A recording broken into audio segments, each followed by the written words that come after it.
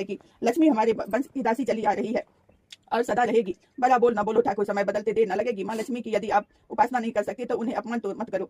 यह अपमान नहीं पंडित जी, यह तो हमारा स्वाभिमान है कि हम धनवान है। लक्ष्मी जी की कृपा तो हमारे लिए नहीं पुरानी है। ठीक है ठाकुर, परंतु एक बात आपको फिर कहता हूँ, लक्ष्मी जी के उपासक बनो, उनका आशीर्वाद प्राप्त करो, उनकी भक्ति करो, अन्यथा एक दिन पछताओगे। यह कहकर पंडित जी चले गए। जाओ जाओ कंगाल ब्राह्मण, स्वयं के पास तो लक्ष्मी है नहीं, दूसरों को लक्ष्मी देखकर जलते हो। और फिर उसी रात गांव में बहुत बड़ी डकैती पड़ी। ठाकुर साहब की हवेली से डाकू ने सारा धन लूट कर ले गए। कल तक का धनवान एक ही रात में कंगाल हो गया। रो रोकर उनका बुरा हाल हुआ तो रोता पीटता पंडित तोताराम के शरण में आ पहुंचा। ठाकुर साहब आप, पंडित जी ने आश्चर्य से ठाकुर की ओर देखा, जैसे ही कोई अनहोनी बात हो गई हो। हाँ पंडित जी, मैं ही हूँ आपका ठाकुर, परंतु आप रो क्यों रहे हैं? इसलिए कि मेरा सारा खजाना लूट गया। आपने ठीक ही कहा था कि इंसान को कभी इन धन का गर्व नहीं करना चाहिए। लक्ष्मी पूजन से ही लक्ष्मी जी को प्रसन्न किया जाता है। बोलो वैभव लक्ष्मी माता की जय। गर्भ घमंड से नहीं। चलो आपकी समझ में आया तो सुबह का भूला यदि शाम को घर आता है तो उसे भूला नहीं कहते। प्रभु अपने सब भक्तों की भूल को माफ करते हैं। पंडित जी, अब मेरा क्या होगा? मेरा सारा धन चला गया, मैं तो लूट गया हूँ। पुरखों का दिया खजाना चोर डाकू लूट कर ले गए। ठाकुर साहब ने बच्चों की भांति फूट फूट कर रोने लगे। ठाकुर साहब, जिस माँ लक्ष्मी को आपने अपने अभिमान से ठोकर मारकर कहा कि यह लक्ष्मी तो हमारी दासी है, अब उनको फिर से प्राप्त करने के लिए एक ही मार्ग बचा हुआ है। वह कौन सा? ठाकुर ने जल्दी से पूछा। देखो मेरे पास यह एक ही पुस्तक रखी हुई है जिसका नाम है माँ वैभव लक्ष्मी व्रत कथा। इस पुस्तक का पाठ आप हर दिन सुबह के समय करें।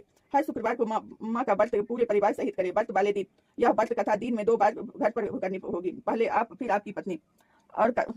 और माँ की कथा करके माँ लक्ष्मी का नाम का प्रसाद बांटे। 11 शुक्रवार व्रत करने पर 11 व्रत पर माँ वैभव लक्ष्मी व्रत कथा के साथ 11 कन्याओं को घर पर भोजन करवाकर लक्ष्मी पूजन करते हुए माँ से अपनी भूल के लिए क्षमा याचना करे। उन 11 कन्याओं को एक एक माँ वैभव लक्ष्मी व्रत कथा की प्रति अपनी पत्नी की ओर से भेंट स्वरूप देता कि माँ वैभव लक्ष्मी का कार्य आगे बढ़े। बस इस शुभ कार्य को आपका खोया हुआ धन वापस मिल जाएगा। ठाकुर ने माँ वैभव लक्ष्मी का पाठ आरंभ किया। अपनी भूल पर पश्चाताप करते हुए पति पत्नी दोनों ही माँ का पाठ करते, शुक्रवार का व्रत करके माँ का उपासना करते हुए 11 शुक्रवार के व्रत जैसे ही पूरे हुए, उन्होंने 11 कन्याओं को पूजन करके उन्हें भोजन करवाकर दोनों ने एक ही प्रति माँ वैभव लक्ष्मी व्रत की कथा की भेंट की। ठीक उसी समय उसके घर पर पुलिस अफसर आए। उन्होंने आते ही यह सूचना दी कि आपका खोया हुआ खजाना डाकुओं से मिल गया है। हमने डाकुओं के इस गिरोह को पकड़ लिया है। आप अपना लूटा हुआ धन वापस ले जा सकते हैं। जय माँ लक्ष्मी, जय माँ लक्ष्मी, आपकी कृपा से हमारा खोया हुआ खजाना मिल गया। रामलाल बेचारा एक छोटा सा दुकानदार था जो अपनी दुकान चलाकर घर का खर्च चलाता था। ईश्वर के तो यह अपने ही रंग थे कि उसके घर में बेटियां पैदा हुई। बेटी के जन्म को न जाने क्यों हमारे देश में अच्छा नहीं समझते। बेटी होती है तो लोग रोने लगते हैं, बेटा होता है तो बड़ी खुशियां मनाते हैं, जैसे बेटी उनके लिए कोई खजाना लेकर आया हो और बेटी ने आकर उनका सब कुछ लूट लिया हो। यही हाल रामलाल के घर में भी था। लेकिन रामलाल ने अपनी हर बेटी के जन्म पर घर में खुशियां मनाई, सब मोहल्ले वालों को लड्डू बांटी